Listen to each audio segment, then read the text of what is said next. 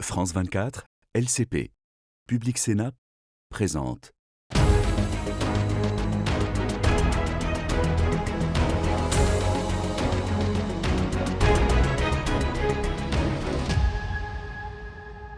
Bonjour à tous et merci de nous rejoindre pour Ici l'Europe sur France 24 et les chaînes parlementaires. Alors, nous allons vous proposer dans quelques minutes dans notre partie débat un débat sur le Mercosur, grand accord avec l'Amérique latine. Mais tout de suite, nous avons le plaisir d'être installés au cercle interallié à quelques mètres de l'Élysée pour parler du flanc est de l'Union européenne, car nous avons aujourd'hui le plaisir de recevoir le président de la Roumanie, Nicu Jordan.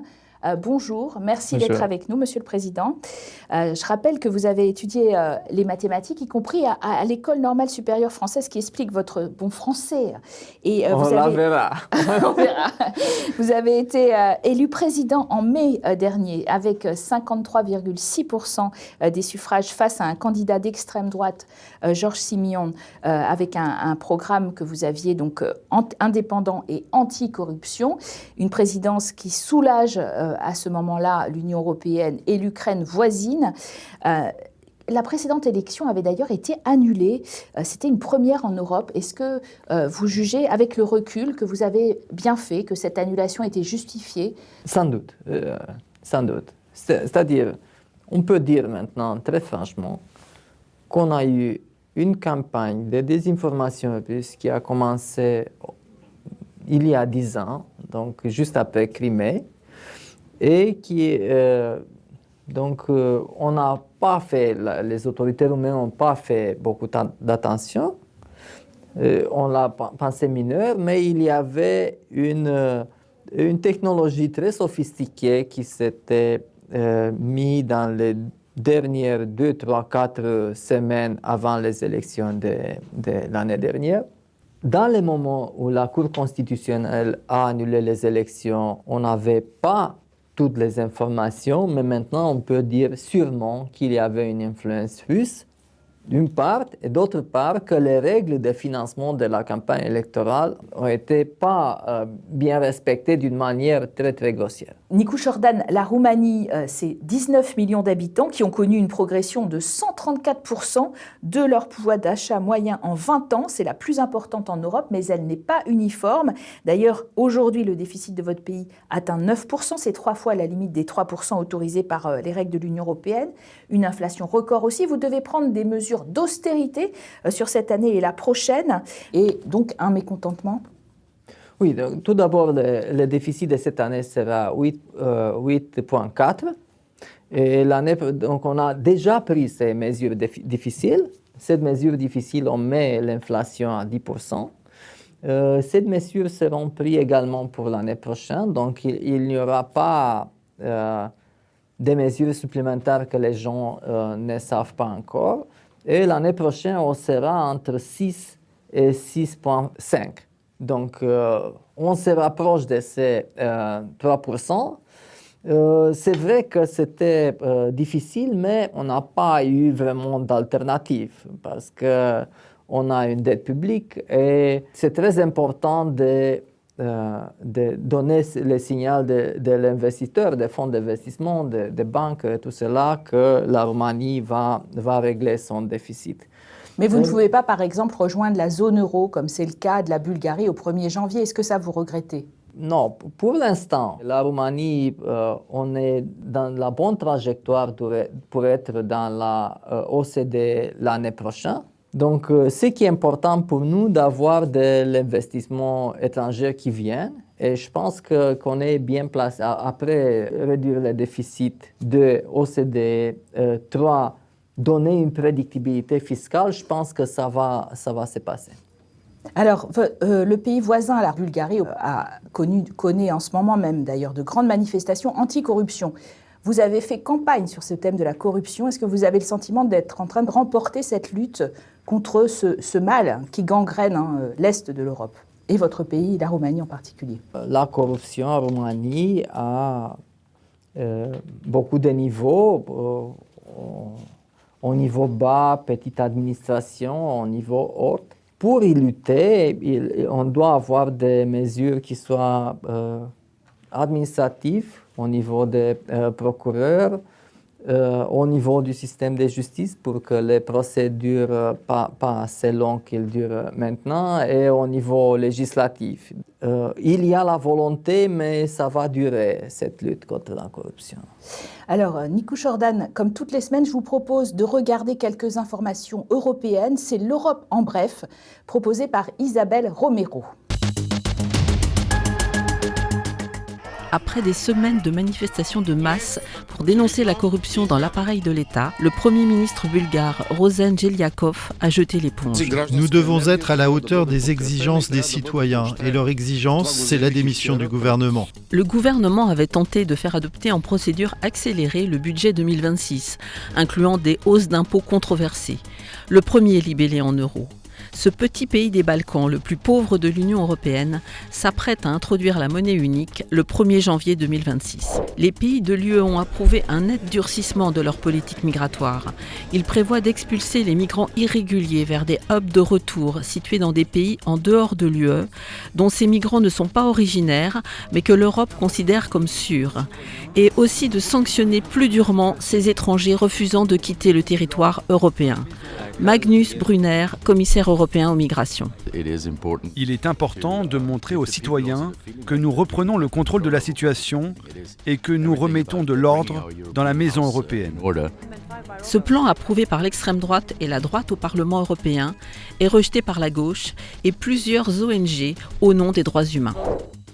Victoire pour les pro-européens en Roumanie avec l'élection du libéral Ciprian Ciucu. Il l'emporte face à l'extrême droite de l'Alliance pour l'unité des Roumains. Ciprian Ciucu a remplacé l'ancien maire Nicu Jordan, devenu président du pays suite à un scrutin annulé pour des soupçons d'ingérence russe. Nicu Jordan, vous étiez maire de Bucarest, je le rappelle, jusqu'à votre élection présidentielle. Le 7 décembre dernier, c'est le libéral Ciprian Ciucu qui a été élu maire de la capitale, une victoire qui renforce la position du Premier ministre roumain à la tête d'une fragile coalition pro-européenne, alors que l'extrême droite ambitionnait de diriger la capitale. D'ailleurs, elle est très haute encore, cette extrême droite. Comment vous l'expliquez dans votre pays, la Roumanie ? C'est vrai, on a un parti qui est anti-européen et même pro-russe. Dans le Parlement, ils sont avec deux autres petits partis, ils sont à 35%, dans les sondages, ils sont à 40%. Mais les gens qui votent ces partis ne sont pas forcément ni anti-européens ni pro-russes. Ils se sentent abandonnés par les autres, par les politiques des partis, disons, classiques qui sont pro-européens, et cette confiance qu'on doit regagner dans les prochaines années. Oui. Regardons un chiffre révélateur. SAFE, c'est l'instrument de l'Union européenne de prêt à prix compétitif pour le secteur de la défense. Et vous avez obtenu 16,7 milliards d'euros de SAFE. C'est le deuxième pays après la Pologne et presque au même niveau que la France. Vous augmentez vos défenses militaires à toute vitesse. Ils vont passer de 2,2% en 2024 à 2,5% du PIB en 2025. Vous craignez quoi ? Une confrontation directe avec la Russie ? Non, mais on doit transmettre aux Russes le fait, comme tous les pays d'Europe, on doit transmettre qu'on est prêt. Mais bien sûr, on ne veut pas avoir une guerre sur le territoire européen. Mais c'est un besoin d'affirmer, voilà, si vous voulez attaquer, on est prêt. Vous investissez dans quoi d'ailleurs? Des armes américaines justement ou européennes? Parce que vous êtes sur le sol français, vous avez acheté un certain nombre d'armes françaises. Est-ce que le tournant pris par l'Amérique de Donald Trump vous fait réfléchir? Oui, donc il y a les contrats américains qui sont jusqu'à 2030, même 2032-2033. Donc je pense qu'on a fait ce que tous les pays d'Europe ont fait. La question de défense, c'était une question comme les autres. Comme la santé, c'était une question comme les autres. Maintenant, avec les contextes géopolitiques qu'on vit maintenant, on doit premièrement dire on doit agir ensemble en Europe pour être capable, dans un intervalle le plus court possible, de se défendre nous-mêmes. Et on doit, en faisant cet effort, de stimuler notre économie de défense européenne. C'est ce que le programme SAFE le fait. Et si on parle de la France, on a déjà signé, ça va être partie du SAFE, c'est les contrats avec Mistral. Et il y aura des hélicoptères et probablement, on verra, mais Airbus a une bonne chance. Donc, il y a Thales déjà en Roumanie et ils ont également des chances pour avoir quelques contrats. Donc, mais de toute manière, pour le SAFE, on va tourner vers l'Europe. L'Ukraine est toujours sous pression très forte, jour après jour, des attaques et des drones russes. Ils se voient proposer, les Ukrainiens, une paix, les amputant de certains territoires, le Donbass par exemple, sans garantie sérieuse. Ils ont le sentiment parfois que Russes et Américains s'allient pour les faire capituler et ils sont en mode panique. Est-ce que vous le comprenez et vous l'entendez? Bien sûr. C'est ce qui se passe à l'Ukraine. C'est un changement terrible pour l'Europe après 80 ans de paix et de stabilité. C'est terrible pour le peuple ukrainien. C'est une menace pour nous parce que l'Ukraine est un bon voisin pour l'instant. Et ce qu'on doit faire, parce que c'est une question qui tient de notre propre sécurité européenne. On doit continuer à aider l'Ukraine, c'est-à-dire transmettre aux Russes le message on sera prêt à aider l'Ukraine à long terme et mettre l'Ukraine dans cette négociation dans la bonne position, c'est-à-dire avoir au moins de la part de l'Europe un support inconditionnel sur la question financière. Nikou Jordan, la nouvelle doctrine américaine, salue la montée en puissance de partis européens patriotiques situés à l'extrême droite de l'échiquier politique en Europe, susceptibles de cultiver la résistance à la trajectoire actuelle de l'Europe. Votre réaction? Il y a deux choses importantes dans cette doctrine qui concerne l'Europe. L'une, c'est la sécurité. Et ici, ce n'est pas une surprise parce que depuis le premier mandat de Donald Trump, il a dit qu'il va diriger leur politique externe vers le Pacifique.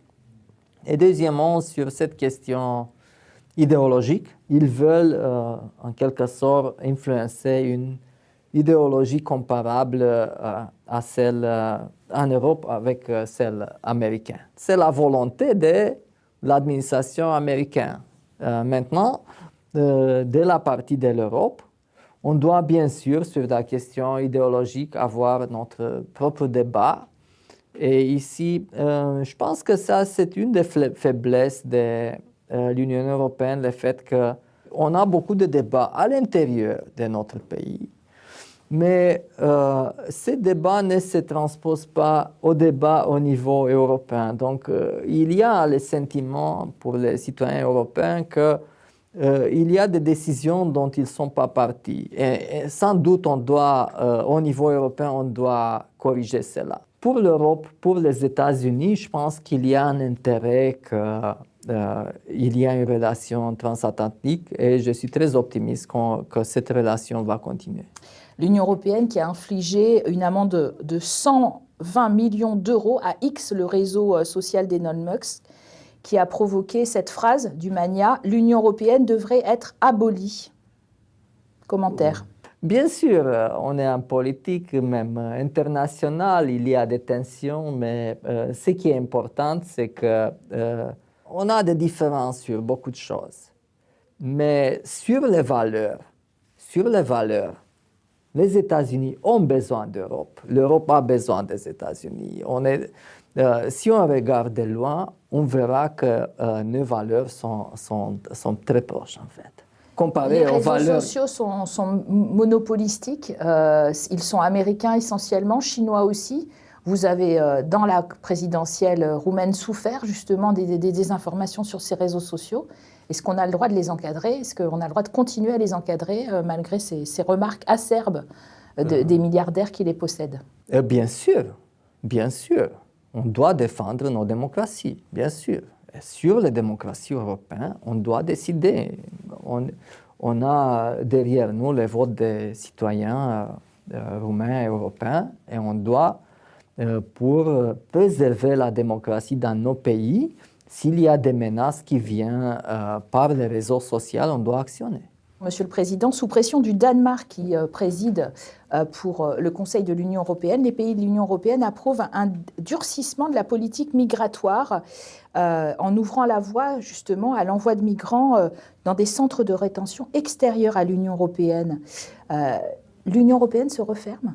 Ici également, il y a un débat dans nos sociétés et on doit avoir le bon équilibre entre les droits de l'homme pour les gens qui ont des problèmes dans leur pays d'origine et les capacités de nos sociétés d'offrir des conditions aux étrangers. Donc il y a un équilibre qu'on doit garder et la Roumanie est prête pour avoir ce débat à l'intérieur de l'Union. Vous êtes optimiste sur 2026 ? L'avenir de l'Union européenne ? Je suis optimiste pour la Roumanie, je suis optimiste pour l'Union européenne. Quand un dirigeant roumain voulait présenter en public une mesure qui plaisait pas au public, il disait « je veux pas, mais vous savez, c'est l'Europe ». Je pense qu'on a transmis aux non-citoyens que l'Europe, c'est pas vraiment eux. Et ça doit cesser. On est dans un contexte géopolitique qui est extrêmement compliqué, géopolitique, économique, dans ces moments. On ne peut pas, que si tu es petit, tu ne vas pas résister. Donc on doit renforcer l'Union européenne. Et pour cela, on a besoin des citoyens. Et pour avoir les citoyens, on doit les mettre à l'intérieur des débats. Nicu Șordan, merci d'avoir été notre invité, Monsieur le Président de Roumanie. On continue avec la question de l'Union européenne. Doit-elle adopter ou non le fameux traité avec le Mercosur, les pays d'Amérique latine ? C'est notre débat, tout de suite avec les chaînes parlementaires.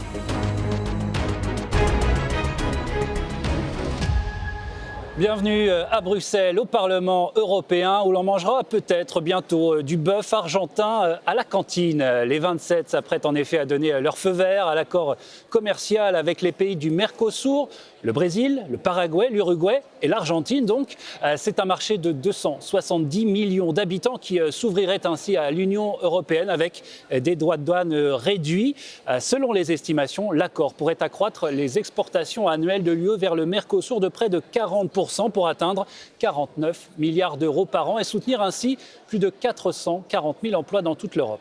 Oui, mais l'Union européenne, sous la pression des droits de douane américains et chinois, cherche en effet de nouveaux débouchés pour son industrie, son agriculture. Et certains pays comme la France craignent un dumping environnemental et l'importation de produits traités aux pesticides interdits dans l'Union européenne. Les agriculteurs en particulier redoutent une concurrence déloyale sur les prix et promettent de grandes manifestations autour du sommet du 18 décembre à Bruxelles. La Commission européenne assure de son côté qu'elle multipliera les contrôles et les clauses de sauvegarde. Alors, l'accord avec le Mercosur est-il un bon deal pour l'UE ? Nous allons poser la question à nos invités. Saskia Bricmont, bonjour. Bonjour. Eurodéputée belge, vous siégez au sein du groupe des Verts ici au Parlement européen. Et puis Charles Goerens, bonjour. Bonjour. Vous êtes luxembourgeois, membre vous du groupe Renew ici au Parlement, au centre de l'hémicycle. Charles Goerens, on entend beaucoup dire que c'est le moment d'élargir les horizons de nos partenaires commerciaux, au moment où l'Europe est prise en étau entre la Chine et les États-Unis, de plus en plus protectionnistes. C'est une nécessité dans le moment que nous vivons, cet accord ? Bien entendu, vous avez raison de souligner que l'Union européenne, je le dirais avec mes mots, est laminée entre le dumping chinois et le protectionnisme américain. C'est la raison pour laquelle nous devons diversifier nos canaux d'échange. Je rappelle au passage, et c'est Draghi qui nous l'a écrit dans son rapport sur la compétitivité, que l'Union européenne est tributaire plus que quiconque de l'ouverture des marchés. La Chine dépend à raison de à peu près 45% de l'ouverture des marchés pour ce qui est de ses produits, de sa production nationale. Les Américains, 27%, et l'Union européenne, plus de 50%. Donc c'est vous dire lorsque le moteur transatlantique tombe en panne, il faut chercher d'autres voies. Donc la génération d'accords qu'a conclu l'Union européenne avec l'Australie, la Nouvelle-Zélande, le Japon, le Canada, la Corée du Sud, ils sont prometteurs. Si on n'avait pas ça, on serait encore dans une situation bien pire que ce n'est le cas à l'heure actuelle.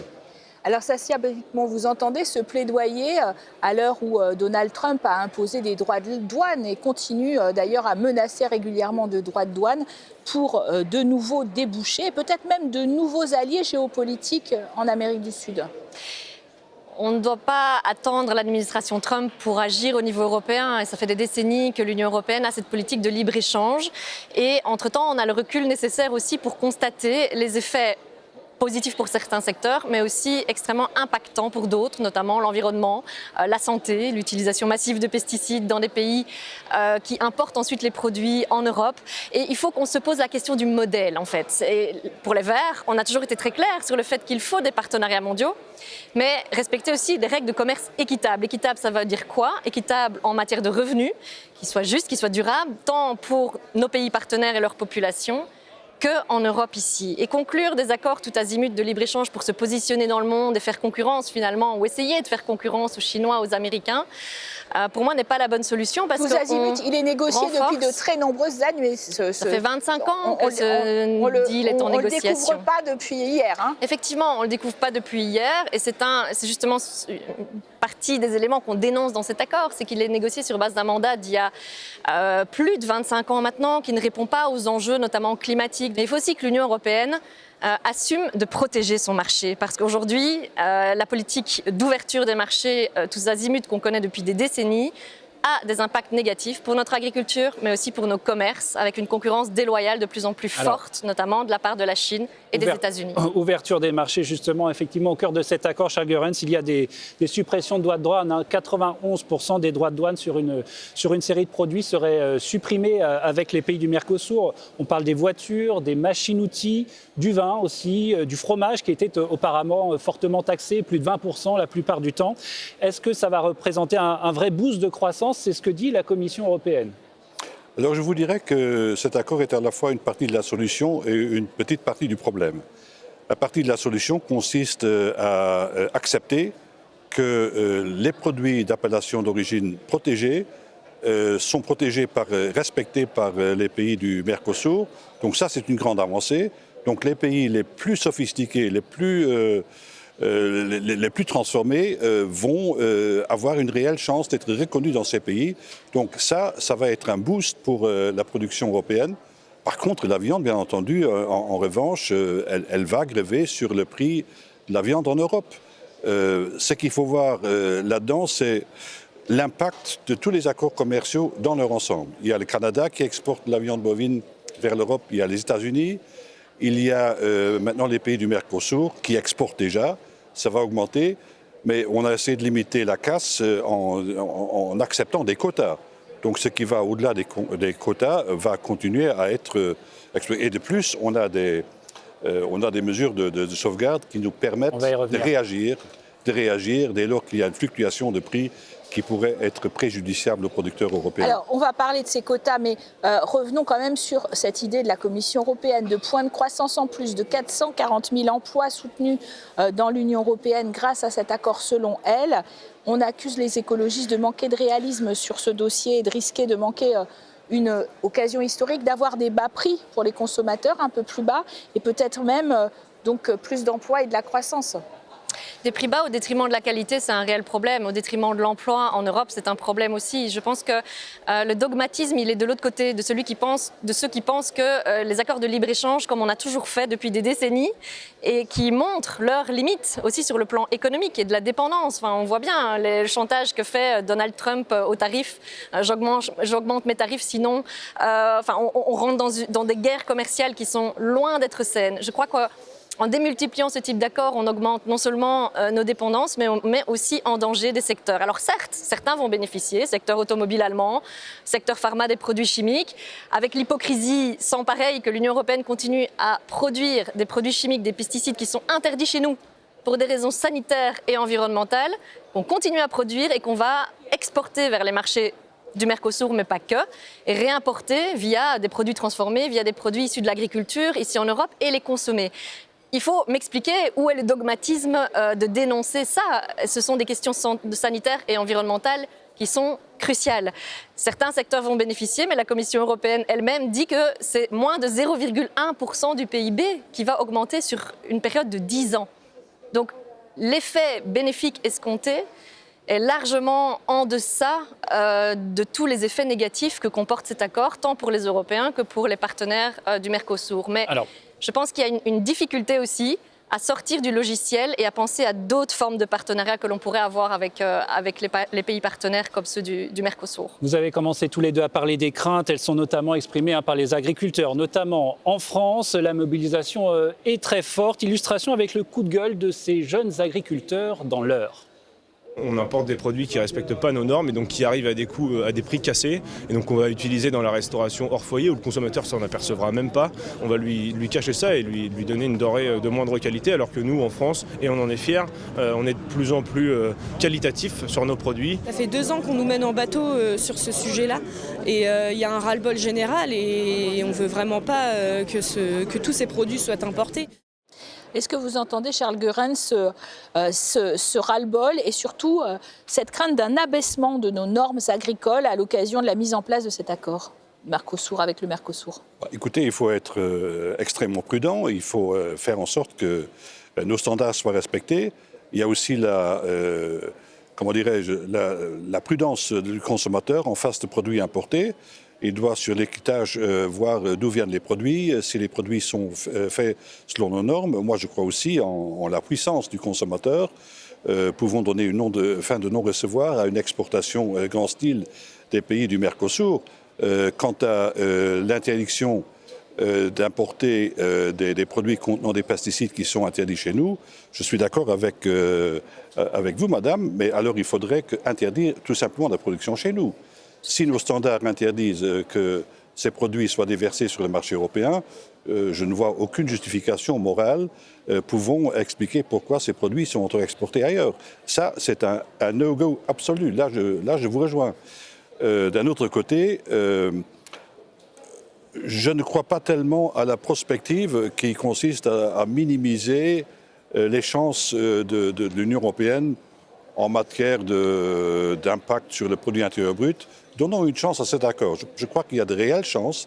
Il y a aussi des handicaps et c'est la raison pour laquelle nous sommes efforcés de prendre des mesures susceptibles d'atténuer les méfaits qui pourraient résulter de la mise en application de cet accord. Alors Saskia Brikmont, face à ces inquiétudes, la Commission brandit aussi des chiffres, ceux des quotas. On parle des quantités qui seront importées avec des droits de douane réduits. 99 000 tonnes pour la viande bovine, c'est à peu près 1,5% de la production de l'Union européenne. 180 000 tonnes pour la volaille, idem pour le sucre. C'est encore trop, c'est pas suffisant pour rassurer ? Mais le problème, c'est qu'il y a aussi un effet cumulatif des traités. Donc il y a l'accord du Mercosur, il y a aussi d'autres accords. Donc c'est l'effet cumulatif. Et ici, c'est un peu la goutte d'eau qui fait déborder le vase. Parce qu'effectivement, ce sont des produits qui vont être importés à des coûts potentiellement plus bas que ceux qui peuvent être pratiqués sur le marché européen. Pourquoi ? Parce que les conditions sociales et environnementales dans lesquelles ils sont produits ne sont pas les mêmes que celles qui sont imposées aux agriculteurs européens. Aujourd'hui, en Europe, on parle beaucoup de dérégulation, de déréguler parce qu'il y aurait trop de normes environnementales. Ce que j'entends de la part de nombreux agriculteurs rencontrés, notamment dans le contexte des discussions sur le Mercosur, c'est dire, en fait, la question n'est pas là. La question est, les normes environnementales, on les met en œuvre parce que sur nos fermes, on fait déjà énormément d'efforts pour réduire les pesticides, pour rencontrer les objectifs climatiques, pour faire en sorte que nos terres soient plus productives et en fait continuent à avoir leur fonction première et de restaurer la biodiversité. C'est la contribution des agriculteurs en fait à nos objectifs environnementaux et climatiques. Mais aujourd'hui, on leur dit quoi ? En fait, tous vos efforts vont être sapés parce qu'on va importer des produits qui ne rencontrent pas les mêmes efforts et qui vont effectivement rentrer sur le marché européen. Donc il y a une question de concurrence déloyale au niveau des prix, au niveau des normes qui sont pratiquées. La réalité aujourd'hui montre que les contrôles ne sont déjà pas effectifs. les doutes à la fois des agriculteurs et un peu de la France aussi, parce qu'elle traîne un peu des pieds sur ce dossier. La Commission promet une hausse de 50% des contrôles de douane dans les 2 ans qui viennent, de 33% des audits aux postes frontières pour vérifier que les États membres effectuent bien des inspections sur ces produits. Vous faites confiance à l'Europe pour renvoyer à l'expéditeur des denrées alimentaires qui ne correspondraient pas parfaitement à nos normes? Ça serait quand même compliqué et même délicat, j'ai envie de dire. Mais si la Commission multiplie les contrôles, c'est déjà un pas dans la bonne direction. On ne peut pas contrôler l'importation de chaque produit. Néanmoins, il y a une réelle volonté de la part de l'Union européenne à tenir compte des soucis exprimés par les parlementaires européens. Alors, pour compenser... Vous n'êtes pas d'accord, je crois. Le problème, c'est que les consommateurs doivent pouvoir avoir confiance dans l'Union européenne. Et déjà aujourd'hui, pas plus tard que la semaine dernière, il y a à nouveau eu un problème de bœuf contenant des hormones, des antibiotiques qui sont interdits en Europe, qui ont été constatés, retrait du marché des produits. Donc quand les contrôles ont lieu et qu'ils sont opérationnels, c'est bien. Mais la Commission européenne reconnaît qu'il y a un manque de contrôle, un manque de traçabilité aussi des filières dans les pays concernés, donc au Brésil, en Argentine et puis aux frontières. On est incapable de tout contrôler. Donc potentiellement, ces denrées rentrent sur le marché européen et l'objectif de l'accord, c'est de faciliter cette entrée et de diminuer les contrôles. Et donc, c'est un leurre de dire on va renforcer les contrôles et il n'y a déjà pas assez de moyens. La France, la Belgique, nos pays ne mettent pas suffisamment de moyens à disposition des agences des douanes pour assurer tous les contrôles sanitaires et phytosanitaires déjà en l'état. Donc, s'il y a des volumes supplémentaires, ça ne va pas aller en s'améliorant. Pour compenser de potentiels impacts négatifs et néfastes sur les marchés agricoles et les exploitations de cet accord avec le Mercosur, la Commission européenne a prévu une clause de sauvegarde. Le commissaire à l'agriculture nous explique le principe. Nous avons une clause de sauvegarde qui est en cours d'élaboration et qui sera efficace pour faire face aux problèmes. Si les importations dans un secteur donné augmentent par exemple de 10% et que les prix baissent de 10% en conséquence, même si un seul État membre est concerné, alors cette clause de sauvegarde interviendra et c'est une chose très importante. Saskia Bricmont, ça ne vous suffit pas comme garantie ? C'est une garantie pour répondre à la demande du président Macron, à la demande de la France, pour rassurer le secteur agricole et faire en sorte que la France puisse dire « Ok, c'est bon, on valide l'accord du Mercosur ». Quand on gratte et qu'on analyse la clause de sauvegarde, ce qu'on a fait avec les syndicats agricoles, parce que ce sont eux finalement les experts du secteur, on constate que cette clause n'est pas effective, parce que les conditions pour pouvoir actionner la clause et mener des enquêtes du côté de la Commission européenne sont telles qu'en fait, elle n'est pas opérationnelle. C'est du coup notre travail ici au Parlement européen d'amender cette clause, même si les conservateurs ne voulaient pas qu'on amende, ils voulaient qu'on la valide telle qu'elle. On est en train d'essayer de l'améliorer pour la rendre réellement effective, mais ça ne touche pas au cœur des problèmes de l'accord, ce dont on vient de parler. Alors, la réciprocité, justement, les pesticides, dernier tour de table, il nous reste une petite minute. L'accord doit être avalisé par les 27 chefs d'État réunis en sommet européen le 18 décembre. La majorité qualifiée suffit. La France a acclamé longtemps son opposition au texte avant de se radoucir. Petit pronostic, est-ce que cet accord va passer ? Est-ce qu'on aura une adoption très large ? Je n'en sais rien. Moi, je dis, de mon point de vue, en ayant analysé les avantages et les inconvénients, je crois qu'on devrait donner une chance à cet accord. Je crois qu'au Parlement européen, on pourra avoir une majorité, fût-elle courte, et au niveau des États membres, je ne vois plus une réelle perspective pour organiser une minorité de blocage. Là où la Commission européenne, là où l'Union européenne est compétente, je crois qu'elle arrivera avec les co-législateurs à entériner cet accord. 10 secondes. Au fil des négociations, de plus en plus de députés se sont rendus compte que sur le contenu, il y avait toute une série de problèmes climatiques, déforestation, droits des travailleurs, droits des agriculteurs, pesticides interdits, donc les normes environnementales, sociales qui ne sont pas respectées. Cette prise de conscience, elle est là. Et donc j'appelle les collègues, mais aussi les États membres à regarder le contenu et à voir quelles autres formes de partenariat on doit conclure avec les partenaires du bout du monde, mais ça ne passe pas par des accords commerciaux comme ceux-là. Donc on va continuer à défendre d'autres accords commerciaux, c'est essentiel. Merci à vous d'avoir... Mais si l'accord échoue, alors on n'aura pas de moyen de pression sur les pays du Mercosur pour respecter les dispositions de l'accord de Paris, notamment sur ce qui est de la préservation des forêts. Ce n'est pas contraignant dans l'accord. Merci à vous en tout cas d'avoir très bien illustré ce débat qui pourrait se poursuivre longtemps, on l'entend. Merci à vous, merci Caroline et bonne suite de programme sur nos chaînes.